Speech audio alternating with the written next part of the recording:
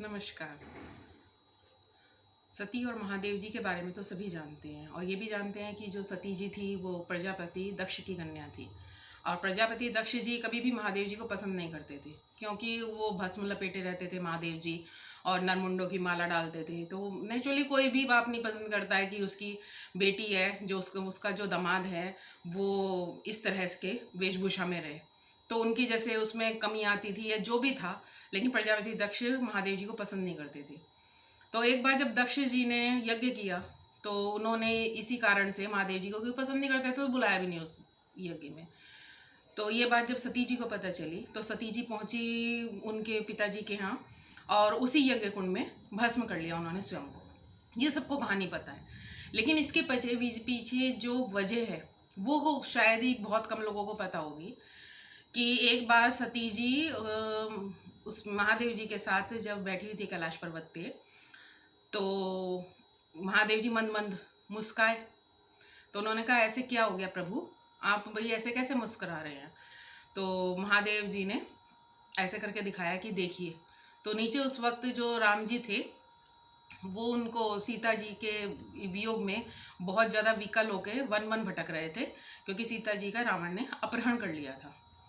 तो कहने लगी सती माता बोली एकदम कि ये तो आप कहते थे कि विष्णु जी का अवतार हैं, देवी है, वो हैं शक्ति, तो ये इस तरह एक आम मानव की तरह पत्नी वियोग में इस तरह कैसे घूम रहे हैं, बिल्कुल विकल होके कि हाय सीते हाय सीते।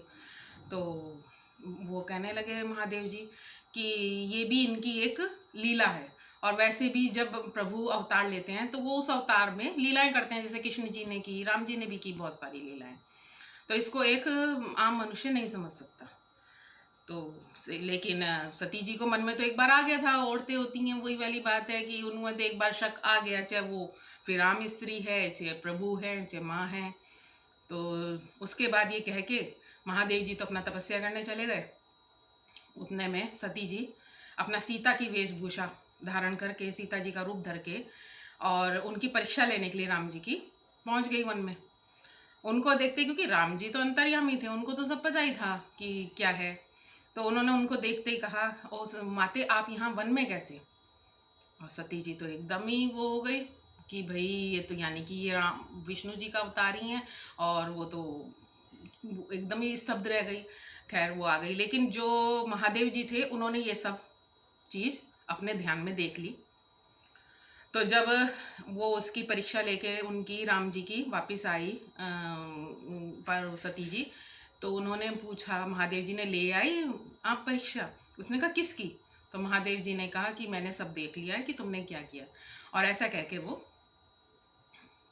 चले गए अपने गुफा में, क्योंकि अब उनका महादेव जी का सीधा सा यही था कि वो सीता माता को अपनी माता समान मानते थे, और चूंकि सती ने उनकी माता के रूप का रूप धरा था तो अब वो उसको पत्नी रूप में तो स्वीकार कर नहीं सकते थे। उन्हें उसमें बॉडी में या उसमें जो उन्होंने शरीर धारण कर रखा था सती का, अब उसमें उनके साथ पत्नी का निर्वाह तो उनके बस का नहीं था, इसलिए वो चुपचाप वहाँ चले गए। और इसी बीच में ये सब हुआ कि सती जी वहाँ गई पिताजी के यहाँ। वो भी समझ गई थी कि अब उन्होंने त्याग दिया है मुझे महादेव जी ने, इसलिए वो वहाँ गई पिताजी के यहाँ। और जो भी ये हुआ वो बानक उसी हिसाब से बनते चले जाते हैं, और उन्होंने अपने आप को, शरीर को भस्म कर लिया। और फिर उन्होंने शिव जी को दोबारा पति रूप में पाने के लिए पर्वतराज हिमालय जी के यहाँ जन्म लिया पार्वती के रूप में, और खूब तपस्या करी, उनको महादेव जी को प्रसन्न किया। वो तब से जब सती जी के खोने के बाद से वो तपस्या में ही थे, उनकी उसमें बहुत सेवा करी, बहुत प्रसन्न किया, और फाइनली फिर महादेव जी ने पार्वती जी को अपनी पत्नी के रूप में दोबारा स्वीकार किया। तो गलती तो सबसे होती रहती है, सबको परीक्षाएं भी देनी पड़ती हैं, हम सबकी भी ये परीक्षा की घड़ी चल रही है। सबको एक वक्त आता है कि अपनी लाइफ में कुछ ना कुछ देखना पड़ता है। जब बाहर भगवान को नहीं छोड़ा तो हम लोग तो एक आम इंसान है। Stay home, stay safe. धन्यवाद।